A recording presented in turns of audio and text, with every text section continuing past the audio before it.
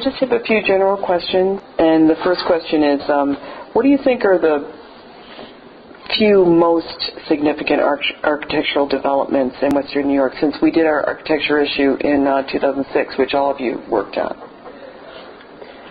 Overall, I think that there have been three really important movements that have progressed in the past 5 years, and that is, I'll just list the three of them, and they're not specific buildings, but they're a series of buildings. The first is the advancement of the work on Delaware Avenue, I think is really important, with the courthouse and the Avant. I think that's important. I think the advance in the medical campus is critical, and then finally, all of the educational buildings that have been built, whether they're K-12 or higher education, there's just a lot of work that's been going on in the education sector, not only in the past 5 years, but the past 10 years, and that's advanced. So those are my comments. So Barry, in terms of the question about significant developments, do you have anything different than what? The Tashiko Mori building was high on my list, and I think it's really so important as part of the Martin House restoration effort and what's going on. So that whole Martin House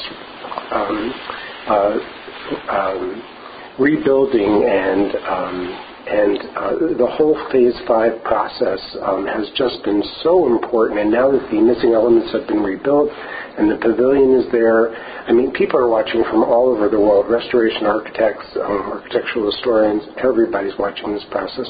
So I love that one. But I think just to echo a little bit of what you did, you said the fact that we've got some good housing coming back to the city, and that whether it's high-end like the Avant and the multi-use building, or whether it's Rocco Cherney and Jake Snyder's reuse of existing industrial buildings, and the fact that we have people who are actually living in the city, the fact that we have students in the former Ellen Corey building, I would love to see that built upon, and I would love to see ECC designate this as their main campus. I would personally sell the North Campus, get lots of money for it because it's very valuable land, and I would like to close up the South Campus, which isn't great, maybe won't, I'm going to be hated for this one, maybe won't bring a lot of money, but let's bring all those kids into the city. None of the campuses are more than 20 minutes from the city, and there's no reason to have three. And if we had that input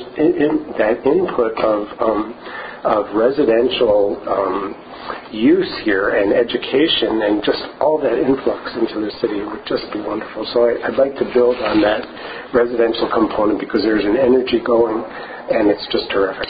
I'm going to go on to another question. In terms of things that might not be as positive as what's going on recently, and I do think there's been a lot of positive activity, what are your biggest concerns about our built environment as it stands now?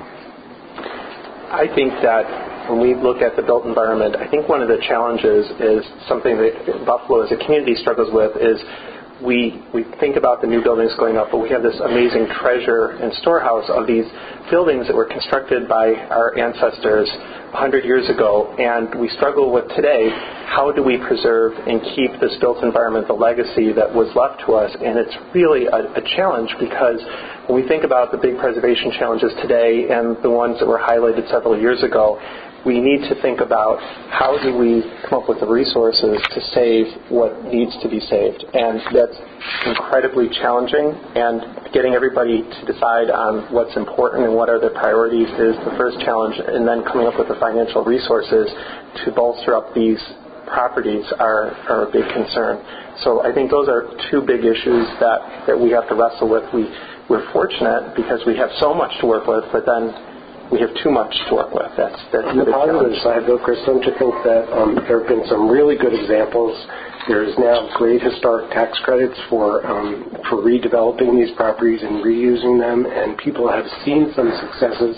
So there are people jumping on this bandwagon who had never participated in adaptive reuse or historic properties, and they see successes and they see that financially these projects can make good sense due to the tax credit. So I kind of see that maybe things are looking up in that regard. I agree. I think, Kelly said that the public is more informed and people have a better understanding, and it's all really about education and not only seeing other places and getting a better appreciation of Buffalo, but there's a lot of challenges, and so the more people are educated, then we can prioritize what we need to do, and then look at all the resources and tools at our disposal, including tax credits, including public-private partnerships, and working closely with developers or private property owners to find out how can we help. And that's really what it's all about. How can we help using all the tools at our disposal as a community to get what we want to save and where we want to be as preserving the built environment that was left to us. The one thing I would point out is that I've noticed is that every time there's a building is in, whether it's this one on South Park, whether it's one on the East, wherever it is, and it's every building, whether it's 848 Main, there is always a large group, a sizable group of people who will come forth and say, tear it down, and they leap to the defense of absentee landlords and say, why are you expecting them to put all this money into it, and so on. So I think, I'm just saying that this guy should be able to do with his building what he wants to do with it. It's this sort of, it's like the Tea Party aesthetic of, in the built environment. And I do think a lot of it comes down to finances. I think it's still a big issue, because there's always a group of people on the other side who are going to say, it's not worthwhile, tear it down. So it really boils down to how do we come up with the financial resources. And what's challenging, and again, it's a mixed blessing, because in other communities, cities that have really prospered, their built environment was demolished as part of the rebuilding process to clear land to make it available for modern architecture, whereas we have this built environment, and it's really part of the evaluation process of what's important to Western New York to save and how do we do it. And that's the ongoing dialogue that's so significant to our entire community.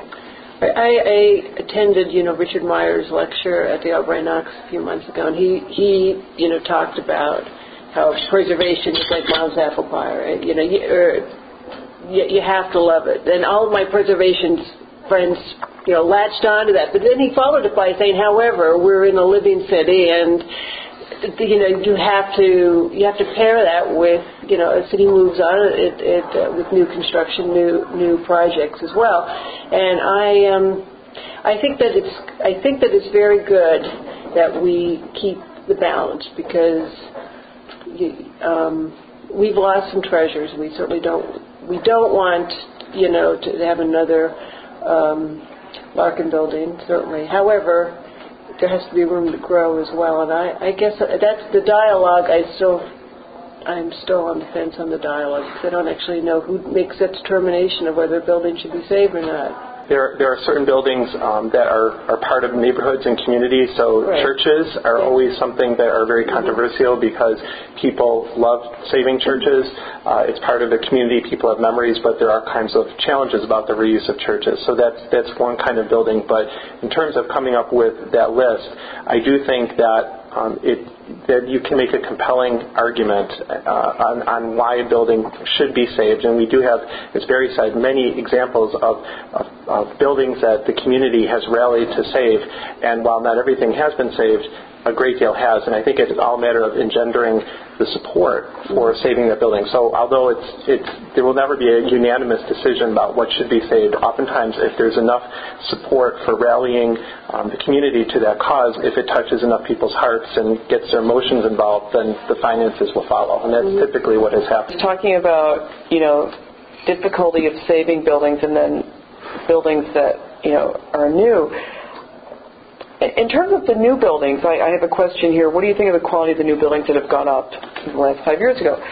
Which of these buildings would you say is on par in by its own standards to, say, and I'm going to bring up Sullivan, but like, say, a Market Arcade? Buildings have to be of their time. And the Vascular Institute is just going to be powerful, and what is being done at the Buffalo Niagara Medical Campus is huge. But this Vascular Institute is a building that Mayor Diazdani claims will be good for 100 years, because, first of all, it's being built to be flexible. The first four floors are the Vascular Institute, and the Jacob Institute has the fifth floor, and the Floors above that are research floors, but they're all built so that they can be changed if there's a need for more beds or more research labs or more surgery wings, whatever it is. The whole building is built to be flexible. There are enormous plates, so they're not a market arcade, but there are lots of cities who are very jealous and lots of physicians. It's very exciting that we have physicians who are actually, in a long time, physicians have been fleeing the area, and here we have something that people are looking at going, wow, I wish I had that in my city. I think the courthouse will become that other beacon. I mean, the siting of it, so close to City Hall, I think that will prove to be, a building for the ages too. First of all, I think the new lantern is going to be a beacon that is going to be a real important landmark for the city. But I talked to Bill Pedersen of Pedersen Fox during the planning, or he talked about the planning of the building, and he saw this piazza analogous to the famous piazza in Florence with Brunelleschi's Duomo and the Baptistery and the Campanile, Giotto's tower. And these three elements are very open to the city, open to the public. I think the best view in the city is going to be standing on one of those upper floors looking at the glass facade at Niagara Square. Unfortunately, one of the major views when you're in the building, in the courthouse, is looking at the Statler, which I'm sure is something we've got to talk about, and I don't know who has a solution, but it's such a positive thing on one side of Niagara Square, and across the street in Delaware Avenue, we've got a real big problem. Moving on to the Statler, which you just talked about, looking at the Statler, from the vantage point of the new federal courthouse, which we actually mention in the current issue. It's being kind of problematic, I think, mainly because it has those boards. If they could find out some other way to secure it other than like plywood, that would be, more attractive. It's a big building. It's going to require a big project around it. Mm-hmm. And I know that I think part of the problem is that there's been all these deadlines placed around it, and there's been the issue of public safety. When you think about the model of the central terminal, which was in far worse condition, but the model was to stabilize and find a reuse.